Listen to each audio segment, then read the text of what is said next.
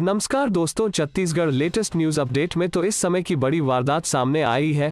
प्रेमिका को दूसरे के साथ देखा तो मार डाला, आपत्तिजनक हालत में देखकर की हत्या, फिर कब्र में दफनाया। आरोपी बोला मैंने सही किया। छत्तीसगढ़ के रायगढ़ जिले में घर के आंगन से खोदकर निकाली गई महिला की लाश मामले में बड़ा खुलासा हुआ है। पुलिस ने इस मामले में मृतका कांति यादव के प्रेमी अजय उर्फ खगेश्वर यादव को जशपुर जिले के कुनकुरी से गिरफ्तार कर लिया। आरोपी ने अपना जुर्म कबूल कर लिया है। उसने कहा कि उसकी प्रेमिका उसे धोखा दे रही थी और उसका किसी और के साथ भी अवैध संबंध था। इस हत्या के पीछे की वजह बताई जा रही है कि उसकी प्रेमिका कांति यादव 45 वर्ष की किसी और युवक से भी संबंध थे। आरोपी खगेश्वर यादव ने कहा कि उसे अपने किए का कोई पछतावा नहीं है।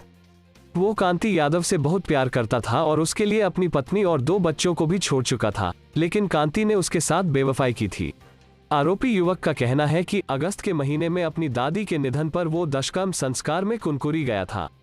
उसने कांति को भी साथ चलने को कहा, लेकिन उसने इनकार कर दिया था। ऐसे में वो खुद ही अकेला चला गया।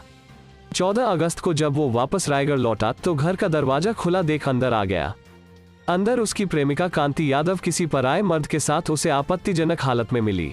आरोपी खगेश्वर ने कहा कि उसे देख वो व्यक्ति वहां से फरार हो गया। उसने कहा कि वो उस आदमी को नहीं जानता। इधर जब उसने कांति से इस बारे में पूछा तो उसने कोई जवाब नहीं दिया।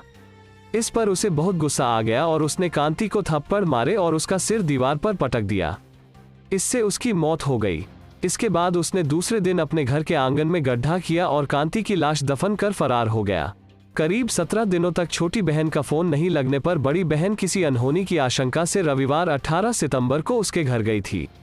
यहाँ घर के पीछे जमीन में दबी बहन की साड़ी और उसके पैरों की उंगलियां दिखाई दी।